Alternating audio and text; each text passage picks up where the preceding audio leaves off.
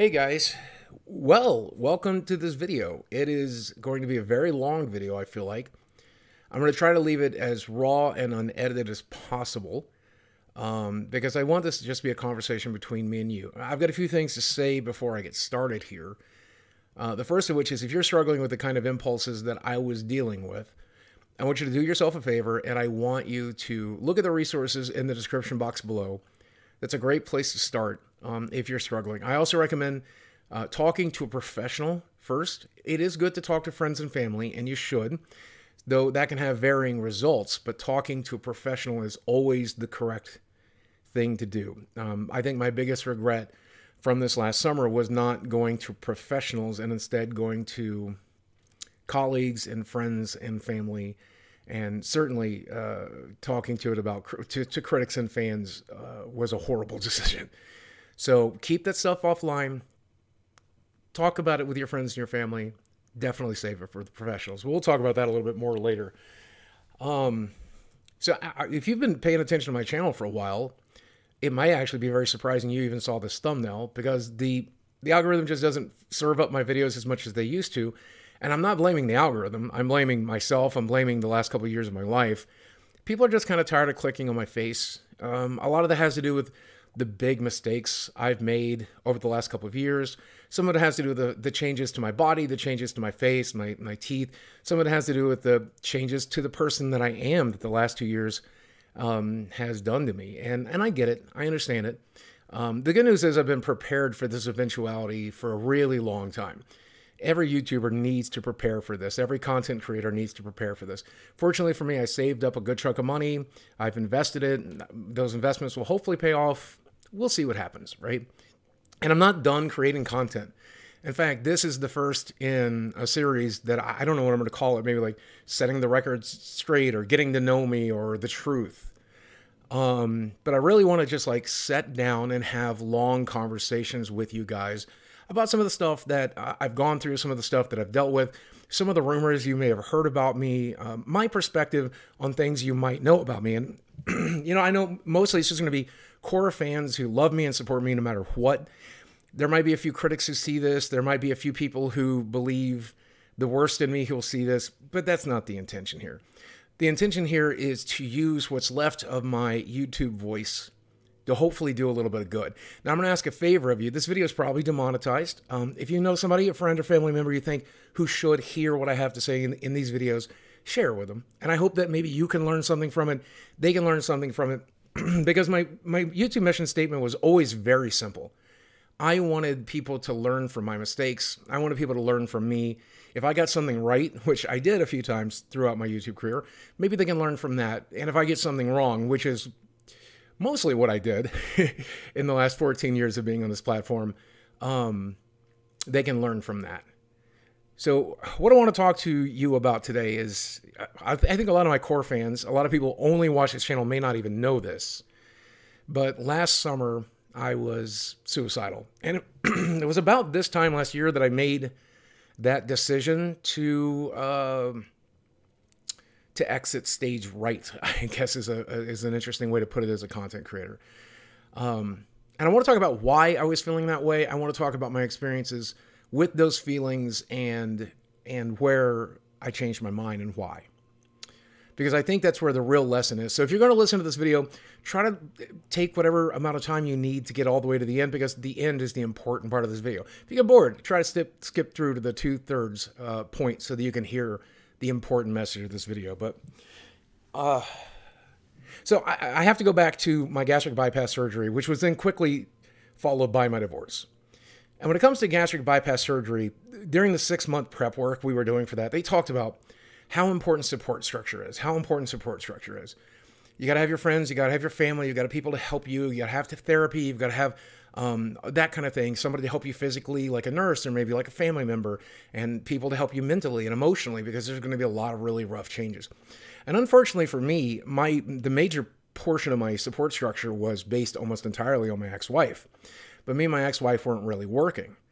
We went into that surgery knowing full well that we would probably separate after the surgery. And after 2 or 3 months from that surgery, that's when we decided to separate. So I found my entire support structure just pulled completely out from under me. So not only was I trying to deal with the recovery from gastric bypass surgery, which I think a lot of people consider to be the easy way out, but it's still pretty hard. It might be easier than, diet and exercise, using discipline. I get that. I understand that perspective. But you're still shitting blood. You're still throwing up blood. Like you're in incredible pain.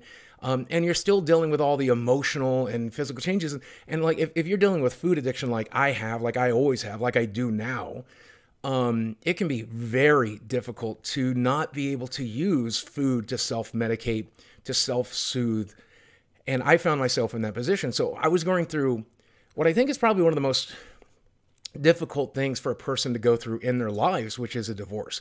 In fact, I remember seeing on a television show the other day saying divorce was the second most difficult thing a person can deal with in their life. I don't know if that's accurate or not. It was on Parks and Rec.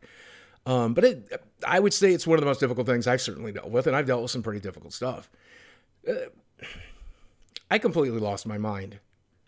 I think that's pretty evident. If you go back and look at the content I created over the last couple of years, if you go back and look at the live streams I've done over the last couple of years, I mean, there's videos of me being a complete lolcow, just crying my eyes out on live stream, getting angry and getting hurt and getting sad and just being a miserable son of a bitch, which definitely describes who I've been over the last couple of years. Like, I did my best to try to be the person I've always been, try to be the person I've always wanted to be. And I just found myself failing to do it because of how horribly sad, horribly hurt, horribly depressed, horribly angry I was. And eventually those mistakes started catching up to me pretty quickly. I could point to like internet critics who archive that stuff and broadcast that stuff. But, I'm done blaming those people because they just do what they do. Like, when you're a content creator, you decide what you put online, and I put the wrong stuff online, and they captivated that, they captured it, they shared it, they used it. They do what they do, they criticize, they're critics. That's what they do. And it was my mistake to be online during that vulnerable time. There was plenty of people telling me that you got to take a break, you got to walk away, you got to not be online. And I should have listened. That's probably one of my biggest mistakes. If you're a content creator and you're watching this, that's good advice. It's advice I wish I had taken. Absolutely. There's an argument to be made there where at least I struck while the iron was hot. When everybody was talking about me, everybody was interested in, I was going to get the most amount of views. I could make the most amount of money. Then I was making the content at that time instead of waiting until now when less people are interested. And I look different, I act different, everybody thinks I'm different, but it's not a good argument because money is not important. I mean, it is to a certain extent. You need to pay your bills. You need to be able to buy your food. You got to be able to support yourself and the people you love. Like, absolutely. But beyond that, money beyond that is ultimately meaningless compared to your mental health, your physical health, the damage you can do to your audience and the people who care about you. So take care of yourselves. It always goes back down to that. Take care of yourself so that you can take care of others. If you care about your audience, if you care about the people who watch you and you don't want to harm them, you don't want to hurt them, and you're going through something like that, you got to take care of yourself first. Hard to learn lesson, so I hope I can teach it to you here. But at about, I think it was March, April, May, beginning of last year, this thread I'm certain you have seen by now on Reddit started cropping up. And these people militarized, they organized, and they dug back to like 2004, back when I was running porn blogs and like as far back as they could go. I'm sure if they could have found my like college emails, they would have gone through that, looking for literally everything I have ever put online that could character assassinate me. Which is, I mean, I don't even really think I needed the help, if I'm being honest. With a lot of the just crazy things I've said in the last couple of years, the crazy things I've done, I don't even think they needed to bother. But I do think it did play a smaller role, certainly smaller than my own actions. But once they started militarizing, once they started organizing in this way, I began to see a very noticeable impact. I don't have this screen captured. You might have to search for it yourself. I remember... At this time, I started Googling my name every day. I was searching my name on Reddit every day. I was searching my name on Twitter every day to see what kind of impact this was having. And I remember one specific tweet from somebody who said, I used to love Boogie. I used to trust him. But now that I know that he's a liar and a manipulator, I no longer know who to turn to. It sucks because I feel so alone. And I took a look at that guy's account, and it looked like it was a 14-year-old teenager. It's the internet. You never know. You never know who's telling the truth and who's not. You never know who's being real or not. But that particular tweet really bothered me because I began to see stuff like that every day. And the rumors got out of hand. Like, there's a lot of the obvious stuff, like I abuse women. You've heard that. I think you probably heard that I'm a pedophile, that I abuse my dog, all this crazy stuff. Which to me, since those are so unbelievable, like no one in their right mind is going to believe that stuff. I genuinely don't think anybody with a brain could believe that stuff about me, but they do. They do believe some of the other stuff. Like maybe I lied about being molested as a kid. Maybe I lied about being beat as a kid. Maybe I lied about the abuse that I experienced, or maybe at the very least, I exaggerated it. And I saw a very noticeable impact. Not only, like I said at the beginning of this video, my mission statement on YouTube was always to help people. At the very least, entertain them. But to serve as a bad example, at the very least, hopefully serve as a good example. And that was something I was doing a pretty good job of. But as these rumors began to circulate, the work I had done in that area began to unravel. And not only that, but I was seeing a lasting impact from some older fans, people who used to care about me, saying things like, I feel worse because I supported a liar. I supported a manipulator. I supported a child molester. I supported a woman abuser, and I feel awful for it.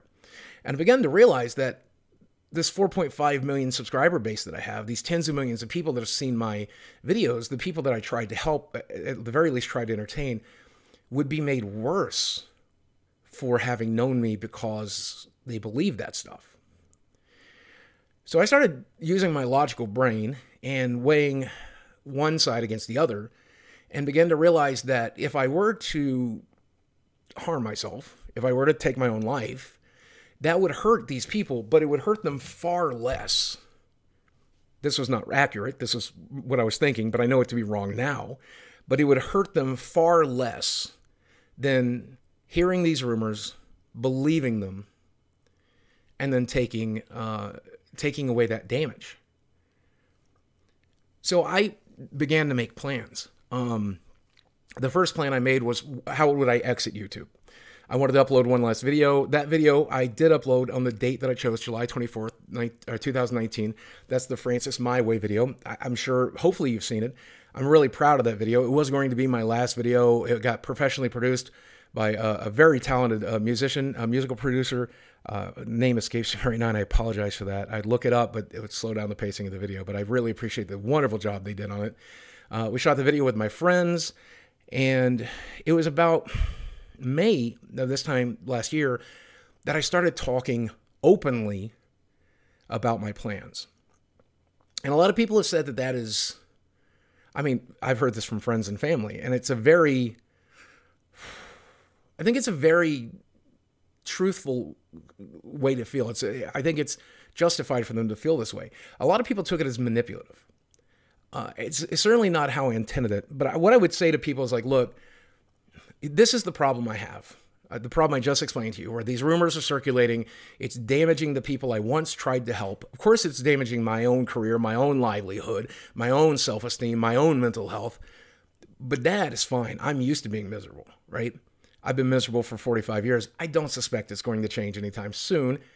I like living regardless of being in pain, regardless of being crazy. But how do I prevent this from hurting other people? If you can help me find a way other than taking my own life, then I would like to do that instead. I don't necessarily want to die yet.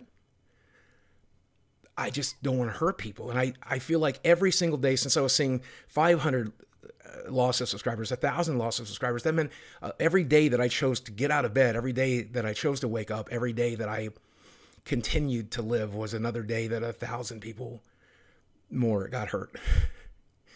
And that was really painful. It made it really hard to get out of bed, and I've never been very good at getting out of bed. Um,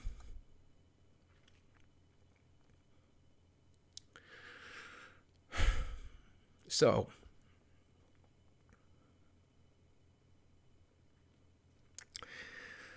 fast forward to VidCon 2019, and I made a complete ass out of myself. I talked to everybody about this.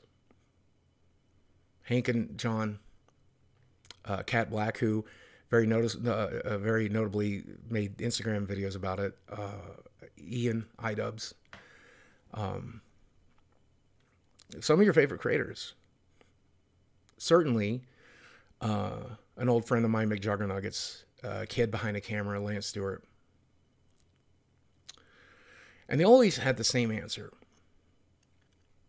And it's kind of heartbreaking because I feel like it is the only answer. It's why I can't really do this job very well. You just got to stop paying attention to it. You got to just stop caring. It doesn't matter. It doesn't matter what they think. It doesn't matter what they feel. It doesn't matter. Just do your job. Make entertaining videos. Focus on the people who do like your content. Screw the ones that don't. I can't do that, man. I can't. I get that that's easy for Jesse and Michael. I get that that's easy for a lot of people. But for me, it's not. I don't know why that is. I don't think I'm a particularly special person, but in therapy, we talked about it potentially being because my abusers taught me to prioritize people who hate me, to prioritize people who are awful to me over the people who are good to me, because that's how an abuser keeps you there. I don't know.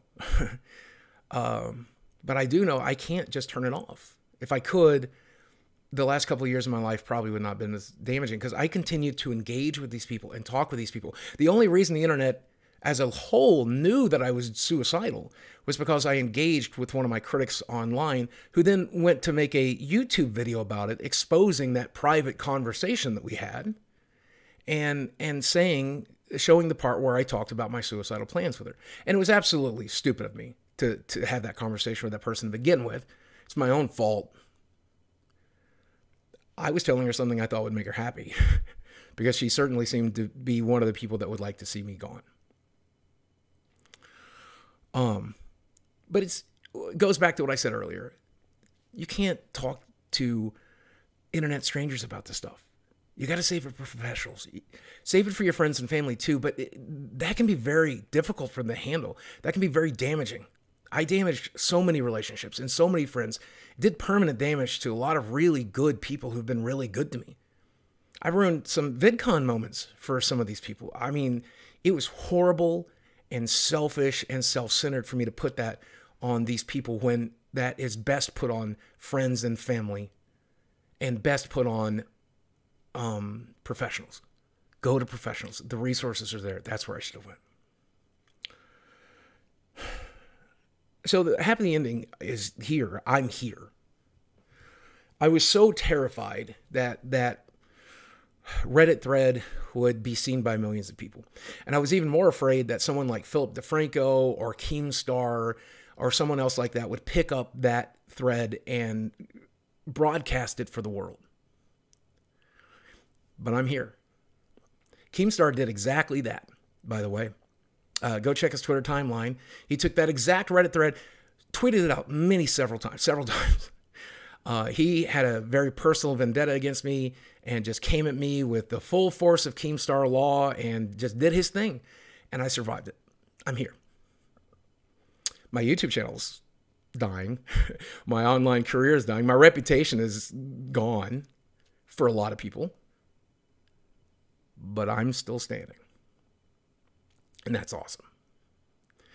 The exact thing that I was terrified of was that Reddit thread would be broadcast to the world.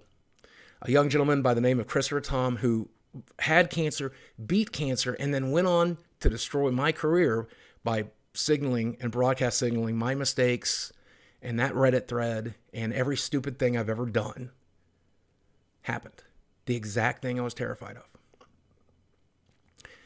But asking people at VidCon helped.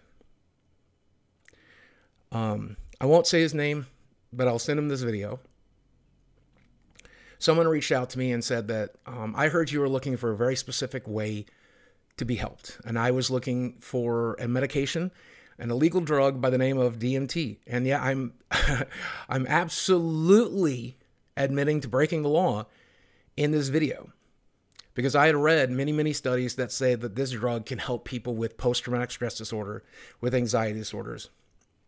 And as an alternative to taking my own life, I decided to try that drug.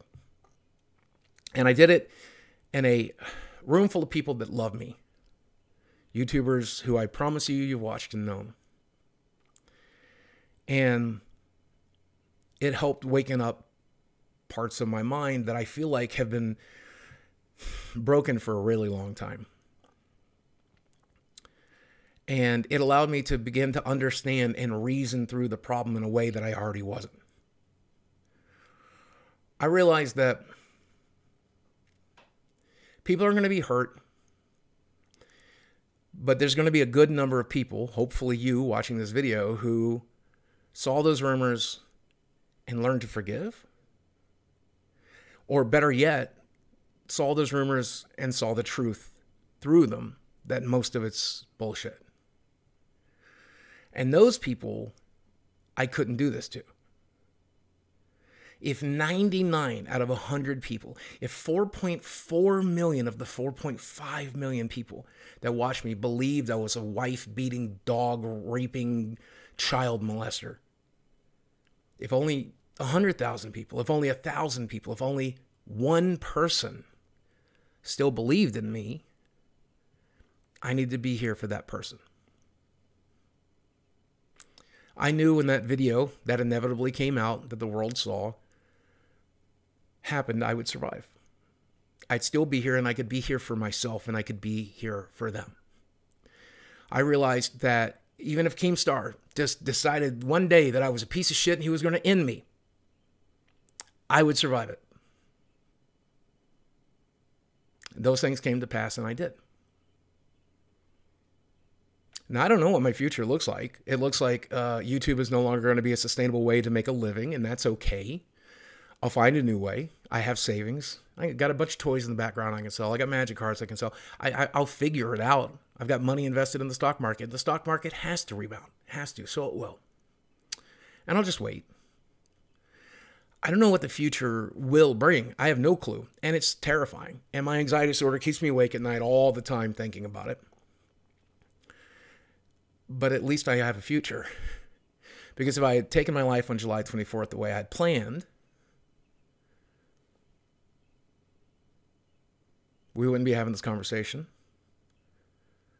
I wouldn't be here to talk on Discord at night with my fans and friends who are suffering because of COVID. I wouldn't have been here to give away the small donations and pay the bills of my friends and family who don't have work because of this COVID situation.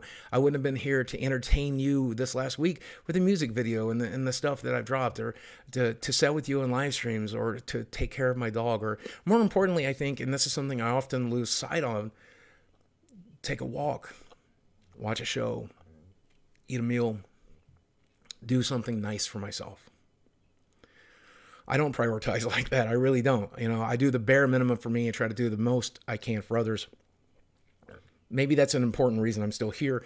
Maybe it's important that I spend the next chapter of my life not worrying so much about what people think about me online and start worrying more about what I think about myself. Maybe that's what we're supposed to learn from all of this.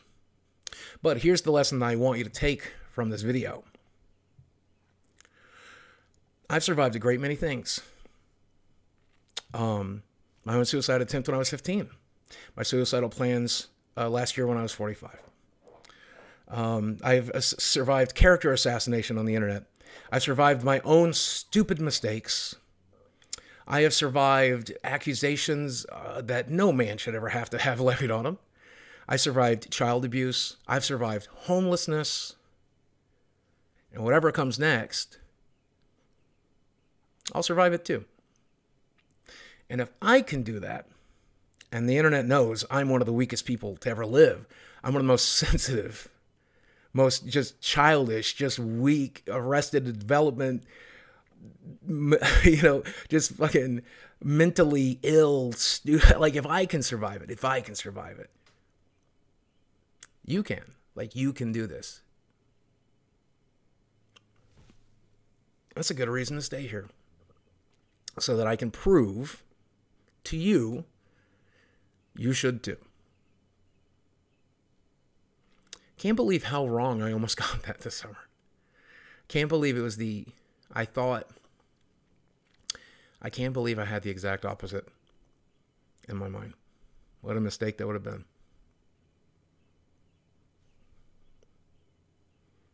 Hope this video helps. There'll be more like it coming out. I promise. We're going to talk about all the crazy shit that I've been through. I want to use the last of this YouTube notoriety I have to deliver messages just like this one to you, so that my legacy it helps you a little bit in this cold, dark, scary world. So, guys, I love you very much. Thank you for everything you've ever done for me, and thank you for watching. I'll speak with you again soon. And that's a promise.